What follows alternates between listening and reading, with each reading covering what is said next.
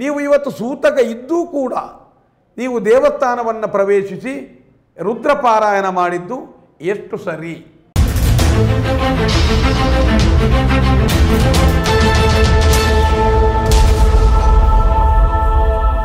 ಕೆಲವೊಂದು ದಿನಗಳಲ್ಲಿ ಪುತ್ತೂರು ಪರಿಸರದಲ್ಲಿ ವಾಸ್ತುತಜ್ಞ ಧಾರ್ಮಿಕ ಮುಂದಾಳು ಜಗನ್ನಿವಾಸ ರಾವ್ರವರ ಮಗನ ಅಲ್ಲಿ ಎಲ್ಲರಿಗೂ ತಿಳಿದ ವಿಚಾರ.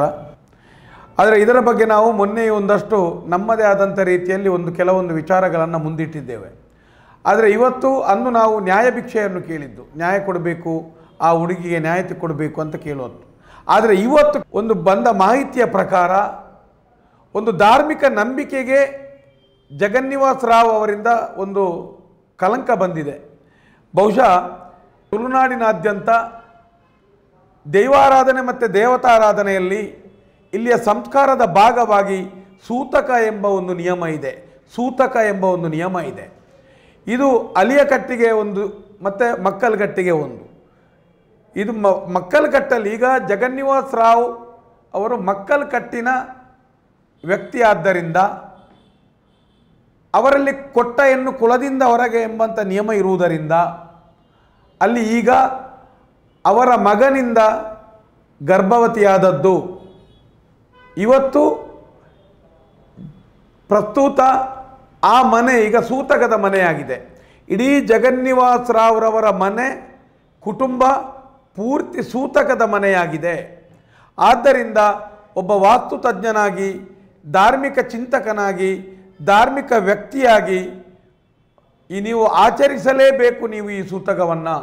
ಇವತ್ತಿನ ಗಮನದ ಪ್ರಕಾರ ಇವತ್ತು ಬೆಳಿಗ್ಗೆ ಮತ್ತು ನಿನ್ನೆ ಪುತ್ತೂರು ಮಹಾಲಿಂಗೇಶ್ವರ ದೇವಸ್ಥಾನದಲ್ಲಿ ರುದ್ರಪಾರಾಯಣವನ್ನು ಮಾಡಿದ್ದೀರಿ. ನೀವು ಮಹಾಲಿಂಗೇಶ್ವರ ದೇವರ ಅಂಗಣವನ್ನು ಪ್ರವೇಶ ಮಾಡಿದ್ದೀರಿ. ಮಹಾಲಿಂಗೇಶ್ವರ ದೇವರ ಪರಿಸರದಲ್ಲಿ ನೀವು ಸುತ್ತಾಡಿದ್ದೀರಿ, ಇಂಥದ್ದನ್ನೆಲ್ಲ ಮಾಡಿದ್ದೀರಿ ಅಂತ ನಮಗೆ ಮಾಹಿತಿ ಬಂದಿದೆ. ನಂಬಿಕೆಗಳನ್ನು ನೀವು ಅದು ಮಾಡುವಂಥದ್ದು ತಪ್ಪು ಅಂತ ಹೇಳಿದ್ದಲ್ಲ. ಇಲ್ಲಿ ಈಗ ಪ್ರಸ್ತುತ ನಿಮಗೆ ಸೂತಕ ಇದೆ. ಹಸಿ ಬಾಣಂತಿಯನ್ನು ಮನೆಯಲ್ಲಿಟ್ಟು ನೀವು ನಿಮ್ಮ ಮಕ್ಕಲಕಟ್ಟಿನ ನಿಯಮದ ಪ್ರಕಾರ 10 ರಾತ್ರಿ ದಾಟದೆ ನೀವು ಎಲ್ಲಿಯೂ ಪ್ರವೇಶ ಮಾಡುವ ಹಾಗಿಲ್ಲ. ಅದಕ್ಕೆ ಅದರದೇ ಆದಂಥ ಕರ್ಮಾಂಗಗಳಿದೆ. ಈಗ ನೀವು ಒಬ್ಬ ಸೂತಕದ ವ್ಯಕ್ತಿಯಾಗಿ ದೇವಸ್ಥಾನವನ್ನು ಪ್ರವೇಶಿಸಿ ಇಡೀ ದೇವಸ್ಥಾನವು ಮತ್ತೊಮ್ಮೆ ಮಲಿನವಾಗುವ ಪರಿಸ್ಥಿತಿ ನಿರ್ಮಾಣ ಆಗಿದೆ. ಈಗ ನಿಮಗೆ ಬಂದಂಥ ಒಂದು ಸಮಸ್ಯೆಯೂ ಕೂಡ, ಈಗ ನಿಮ್ಮ ಮನೆಯಲ್ಲಿ ಸಂಭವಿಸಿದಂಥ ಘಟನೆಯೂ ಕೂಡ ಇದು ಯಾರು ಜನಸಾಮಾನ್ಯರಿಂದ ಆದಂಥ ವಿಚಾರಗಳಲ್ಲ. ನಾವು ಸಹ ನಿಮ್ಮನ್ನು ತೇಜೋವಧೆ ಮಾಡಲಿಕ್ಕೆ, ನಿಮ್ಮ ಮೇಲೆ ಹಗೆತನದಲ್ಲಿ ಇದು ಮಾತಾಡುವಂಥದ್ದಲ್ಲ. ನಾವು ಅಂದು ಕೇಳಿದ್ದು ಆ ಹುಡುಗಿಗೆ ನ್ಯಾಯ ಭಿಕ್ಷೆ ಬೇಕು, ನ್ಯಾಯ ಕೊಡಿ ಅಂತ ಕೇಳುವಂಥದ್ದು. ಈಗ ನೀವು ಹೇಳುವಂಥದ್ದು ನಿಮ್ಮಿಂದಾಗಿ ಈ ಒಂದು ಧಾರ್ಮಿಕ ನಂಬಿಕೆಗಳಲ್ಲಿರುವಂಥ ಸೂತಕವನ್ನು ನೀವು ಆ ಜಾಗ ಈಗ ಮಲಿನವಾಗುವ ಪರಿಸ್ಥಿತಿ ನಿರ್ಮಾಣ ಆಗಿದೆ ನಿಮ್ಮಿಂದ. ನೀವು ಯಾವುದೇ ಕಾರಣಕ್ಕೂ ಈ ಕ್ಷಣದವರೆಗೂ ನಿಮ್ಮ ಮಗನಿಂದಲೇ ಆದಂಥ ಆ ಮಗುವಿಗೆ ಆದಂಥ ಆ ಗರ್ಭದ ನೀವು ಆ ಮಗನ ತಂದೆಯಾದ್ದರಿಂದ ನಿಮಗೆ ಅದರ ಸೂತಕ ಬಾಧಿಸುತ್ತದೆ. ನಿಮ್ಮ ಇಷ್ಟರವರೆಗೆ ಮಾಡಿದ ಅನೇಕ ಕರ್ಮಾಂಗಗಳಿಂದ ಲೋಪವಿದ್ದರಿಂದಲೇ ಈ ಸಮಸ್ಯೆಗಳು ನಿಮಗೆ ನಿರ್ಮಾಣವಾದದ್ದು. ಈಗ ಇರುವಂಥ ಸಮಸ್ಯೆಯನ್ನು ಪುತ್ತೂರು ಸೀಮೆಯವರೋ ಅಲ್ಲ ಹೊರಗಿನವರೋ ಅಲ್ಲ ನಿಮ್ಮ ಹಿತೈಷಿಗಳಿಂದ ಆದದ್ದಲ್ಲ. ನೀವೇ ಮಾಡಿದಂಥ ತಪ್ಪು ಕರ್ಮಾಂಗಗಳಿಂದ ಸುತ್ತಿದ್ದು. ನೀವು ಮತ್ತೊಮ್ಮೆ ಮಹಾಲಿಂಗೇಶ್ವರನ ಕೋಪಕ್ಕೆ ತುತ್ತಾಗುತ್ತಾ ಇದ್ದೀರಾ. ಸ್ಪಷ್ಟವಾಗಿ ಇಡೀ ಜನರಿಗೆ ಗೊತ್ತಿದ್ದ ವಿಚಾರ. ನೀವು ಅಂದು ಸಹ ಮದುವೆ ಮಾಡಿ ಕೊಡ್ತೇನೆ, ಇವ ನನ್ನ ಮಗ ಅಂಥೇಳಿ ಮುಚ್ಚಳಿಕೆಯನ್ನು ಬರೆದು ಕೊಟ್ಟದರಲ್ಲಿಯೂ ತಂದೆ ಅಂತ ಇದೆ. ಹಾಗಾದರೆ ನಿಮ್ಮಲ್ಲಿ ಕೆಲವರನ್ನು ಪ್ರಶ್ನೆ ಬರಬಹುದು, ಅಂಥ ಒಂದು ಮದುವೆ ಎಂಬ ಧಾರ್ಮಿಕ ವಿಧಿವಿಧಾನಗಳಾಗದೆ ಬಂಧಗಳು ಹೇಗೆ ಆಗುವುದು ಅಂತ. ಇಲ್ಲಿ ವಿಧಿವಿಧಾನಗಳಾಗುವುದು ಇಂಥ ಮಗ ಇಂಥ ಮನೆಗೆ, ಇಂಥ ಹುಡುಗಿ ಇಂಥ ಮನೆಗೆ ಹೋಗ್ತದೆಂಬ ಜನರಿಗೆ ತಿಳಿಲಿಕ್ಕೋಸ್ಕರ ವಿಧಿವಿಧಾನಗಳಿರುವಂಥದ್ದು, ನಿಶ್ಚಿತಾರ್ಥಗಳಿರುವಂಥದ್ದು, ಮದುವೆಗಳಿರುವಂಥದ್ದು. ಆದರೆ ನಿಮಗೆ ಇದರಲ್ಲಿ ಕರ್ಮಾಂಗಗಳಿರುವಂಥದ್ದು, ಆಚರಿಸಲೇಬೇಕಾದ ನಿಯಮಗಳು, ಯಾವ ಸಮಯದಲ್ಲಿ ಯಾವ ಹೊತ್ತಿನಲ್ಲಿ ನಿಮ್ಮ ಮಗನ ಸೂಜಿಯ ಮೊನೆಯಂಥ ಒಂದು ವೀರ್ಯವು ಇನ್ನೊಂದು ಗರ್ಭ ಪ್ರವೇಶಿಸಿದಾಗ ಅಲ್ಲಿಂದ ನಿಮ್ಮಿಂದ ನಿಮ್ಮ ವೀರ್ಯದಿಂದ ಹುಟ್ಟಿದಂಥ ಆ ಮಗನಿಂದ ಆ ಮಗು ಹುಟ್ಟಿದಾಗ ನಿಮಗೆ ಸೂತಕ ಬಂದೇ ಬರುತ್ತದೆ. ನಿಮಗೆ ಸ್ಪಷ್ಟವಾದ ಸೂತಕದ ಛಾಯೆ ನಿಮ್ಮನ್ನು ಆವರಿಸಿದೆ. ಇವತ್ತಿನಿಂದ ನಿರಂತರವಾಗಿ ನಿಮ್ಮ ಮಕ್ಕಳಗಟ್ಟಿನ ನಿಯಮದ ಪ್ರಕಾರ 10 ರಾತ್ರಿ ದಾಟುವವರೆಗೂ ನಿಮಗೆ ಸೂತಕ ಇದ್ದೇ ಇದೆ. ಆದ್ದರಿಂದ ತಾವುಗಳು ಮಾಲಿಂಗೇಶ್ವರ ದೇವಸ್ಥಾನ ಮಾತ್ರ ಅಲ್ಲ, ನಮ್ಮ ತುಳುನಾಡಿನ ದೇಶದ ಯಾವುದೇ ದೇವಸ್ಥಾನವನ್ನು ನಿಮಗೆ ಪ್ರವೇಶಿಸಲಾಗುವುದಿಲ್ಲ. ಯಾವುದೇ ರುದ್ರಪಾರಾಯಣಗಳಾಗಲಿ, ವಿಷ್ಣು ಸಹಸ್ರನಾಮಗಳಾಗಲಿ, ಬೇರೆ ಬೇರೆ ಯಾವುದೇ ಜಪತಪ ಆಗಲಿ ನೀವು ಮಾಡುವಾಗ ನಿಮಗೆ ಸೂತಕದ ಪರಿಕಲ್ಪನೆ ನಿಮ್ಮಲ್ಲಿರಬೇಕು. ನಮ್ಮ ಅಲಿಯ ಕಟ್ಟಿನ ನಿಯಮದ ಪ್ರಕಾರ 16 ರಾತ್ರಿಯವರೆಗೆ ಯಾರು ಯಾವುದೇ ದೇವಸ್ಥಾನ ಚಾವಡಿಯ ವಾಸ್ತು ಗಡಿಯನ್ನು ಪ್ರವೇಶ ಮಾಡಬಾರದು ಎಂಬ ನಿಯಮಗಳಿದೆ. ನಿಮಗೆ ಗರ್ಭದ ಬಗ್ಗೆ ಅಲ್ಲ, ಸೂತಕದ ಬಗ್ಗೆ ನೀವೊಬ್ಬ ವಾಸ್ತು ತಜ್ಞನಾಗಿ ನಿಮಗೆ ಸ್ಪಷ್ಟವಾಗಿ ಗೊತ್ತಿರಬೇಕು. ವಾಸ್ತು ಬರೆಯುವಂಥ ನಿಮಗೆ ಗರ್ಭನ್ಯಾಸದ ಬಗ್ಗೆ ನಿಮಗೆ ಸ್ಪಷ್ಟವಾಗಿ ಗೊತ್ತಿರಬೇಕು. ಇಲ್ಲಿ ನೀವು ಬರೆದ ವಾಸ್ತುವಿಗೆ ಮಗನಿಂದ ಗರ್ಭನ್ಯಾಸವಾಗಿದೆ.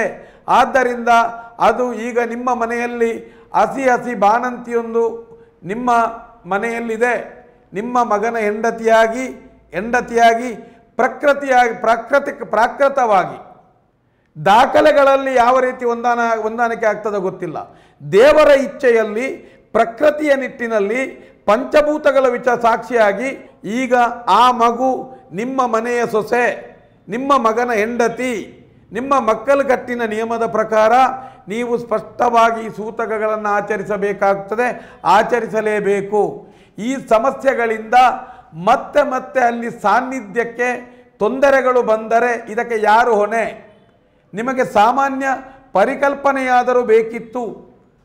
ಧಾರ್ಮಿಕ ಭಾಷಣಗಳನ್ನು, ಧಾರ್ಮಿಕ ಉಪನ್ಯಾಸಗಳನ್ನು ಮಾಡುವಂಥ ವಾಸ್ತು ತಜ್ಞನಾಗಿರುವಂಥ ನಿಮಗೆ ನಿಮ್ಮ ಮಗನಿಂದಾದಂಥ ಗರ್ಭಕ್ಕೆ ನಿಮಗೆ ಸೂತಕ ಇದೆಯೋ ಇಲ್ಲವೋ ಎಂಬ ಪರಿಕಲ್ಪನೆ ನಿಮಗೆ ಬೇಕಿತ್ತಲ್ಲವೇ? ಆದ್ದರಿಂದ ತಾವುಗಳು ಮುಂದೆಯಾದರೂ ಇದರ ಬಗ್ಗೆ ಜಾಗೃತ ವಹಿಸಬೇಕು. ಯಾಕಂತ ಹೇಳ್ತೆ ಅಲ್ಲಿ ಎಲ್ಲರೂ ಕೈ ಮುಗುವಂಥ ಒಂದು ಸೀಮೆಗೆ ಸಂಬಂಧಿಸಿದಂಥ ಅದು ದೇವಸ್ಥಾನ. ಅನೇಕ ಸೀಮೆ ಮಾತ್ರವಲ್ಲದೆ ದೇಶದಾದ್ಯಂತ ಒಂದು ನಂಬಿಕೆ ಇರುವಂಥ ಕ್ಷೇತ್ರ ಪುತ್ತೂರು ಮಾಲಿಂಗೇಶ್ವರ ದೇವಸ್ಥಾನ. ಆ ದೇವಸ್ಥಾನದಲ್ಲಿ ನೀವು ಇವತ್ತು ಮತ್ತು ಮೊನ್ನೆ ನೀವು ನಿರಂತರವಾಗಿ ಸೂತಕದ ಸಮಯದಲ್ಲಿಯೂ ದೇವಸ್ಥಾನವನ್ನು ಪ್ರವೇಶಿಸಿ ರುದ್ರಪಾರಾಯಣಾದಿ ಧಾರ್ಮಿಕ ವಿಧಿವಿಧಾನಗಳನ್ನು ಮಾಡಿದ್ದೀರೆಂಬ ಮಾಹಿತಿ ಇದೆ. ಇದು ದೈವಾರಾಧನೆ ಮತ್ತು ದೇವತಾರಾಧನೆಯ ನಿಯಮಗಳಲ್ಲಿ ಇದು ಮಾಡಲೇಬಾರದಂಥ ವಿಚಾರ. ಸೂತಕಾದಿಗಳು ಎಲ್ಲಿಯೂ ನಿಮಗೆ ಅದು ಮೂಢನಂಬಿಕೆ ಮೌಢ್ಯದ ಪಟ್ಟಿಯಲ್ಲಿಲ್ಲ. ಅದಕ್ಕೆ ಅದರದೇ ಆದಂಥ ವೈಜ್ಞಾನಿಕ ಸತ್ಯಗಳು ಇದೆ. ನಮ್ಮ ಅಲಿಯ ಕಟ್ಟಿನ ನಿಯಮದ ಪ್ರಕಾರ ಮರಣದ ಸೂತಕಕ್ಕಿಂತಲೂ ಜನನದ ಸೂತಕವು ಅತ್ಯಂತ ಕಠಿಣವಾಗಿದೆ ಎಂಬ ನಿಯಮ ಇದೆ. ಆದ್ದರಿಂದ ತಾವುಗಳು ಆ ಹುಡುಗಿಗೆ ನ್ಯಾಯವನ್ನು ಕೊಡಬೇಕು. ಮುಂದಿನ ದಿನಗಳಲ್ಲಿ ಇಂಥ ಧಾರ್ಮಿಕ ವಿಧಿವಿಧಾನಗಳನ್ನು ನೀವೊಬ್ಬರು ಯಾವತ್ತೂ ಮುರಿಬಾರದು. ಅಕಸ್ಮಾತ್ ನೀವು 4 ಜನಕ್ಕೆ ಬುದ್ಧಿ ಹೇಳುವಂಥ ನೀವೇ ಈ ರೀತಿಯಾಗಿ ಸೂತಕದವನೊಬ್ಬ ದೇವಸ್ಥಾನ ಪ್ರವೇಶಿಸಿ ಈ ರೀತಿ ಧಾರ್ಮಿಕ ವಿಧಿವಿಧಾನಗಳನ್ನ ಮಾಡಿದರೆ ನೋಡಿದ ಜನಕ್ಕಾಗಲಿ, ಆ ಕ್ಷೇತ್ರದ ಸಾನ್ನಿಧ್ಯಕ್ಕಾಗಲಿ, ಪಾವಿತ್ರಕ್ಕಾಗಲಿ, ಕಲೆಕಾರ್ಣಿಕ್ಕಾಗಲಿ ಇವತ್ತು ಕೊರತೆ ಬರುವಂಥದ್ದು. ಆ ಜಾಗದಲ್ಲಿ ಇವತ್ತು ಪುತ್ತೂರಿನ ಒಡೆಯನ ಸುತ್ತಮುತ್ತ ಅನೇಕ ನಮ್ಮ ಬಲನಾಡು ಉಳ್ಳಾಲ್ತಿ ಸೇರಿ ಬೇರೆ ಬೇರೆ ಪರಿವಾರ ಶಕ್ತಿಗಳಿದ್ದಂಥ ಜಾಗ, ಎಲ್ಲರೂ ಕೈ ಮುಗಿಯುವಂಥ ಜಾಗ. ತಾವುಗಳು ಸ್ಪಷ್ಟವಾಗಿ ಇವತ್ತು ಮಾಡಿದಂಥ ಕರ್ಮಾಂಗ ಅದು ದೇವರು ಮೆಚ್ಚುವಂಥ ಕೆಲಸ ಅಲ್ಲ. ಜನನಕ್ಕೂ ಮರಣಕ್ಕೂ ಅದರದೇ ಆದಂಥ ಧಾರ್ಮಿಕ ವಿಧಿವಿಧಾನಗಳಿದೆ.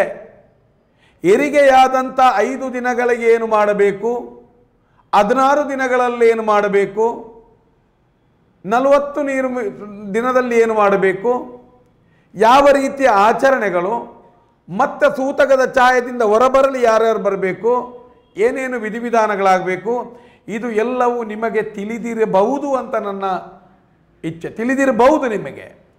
ಆದರೆ ಇದನ್ನು ನೀವು ಮರೆಮಾಚುವ ಹಾಗಿಲ್ಲ. ಎಲ್ಲರಿಗೂ ಗೊತ್ತಿದ್ದಂಥ ವಿಚಾರ. ಆದ್ದರಿಂದ ನಿಮಗೆ ಮುಂದೆಯೂ ಇದನ್ನೆಲ್ಲ ತಿದ್ದಿಕೊಳ್ಳಲಿಕ್ಕೆ ಅವಕಾಶ ಇದೆ. ದಯವಿಟ್ಟು ಇಂಥ ಅನಿಷ್ಟಗಳನ್ನು ಮಾಡಲಿಕ್ಕೆ ಹೋಗಬೇಡಿ.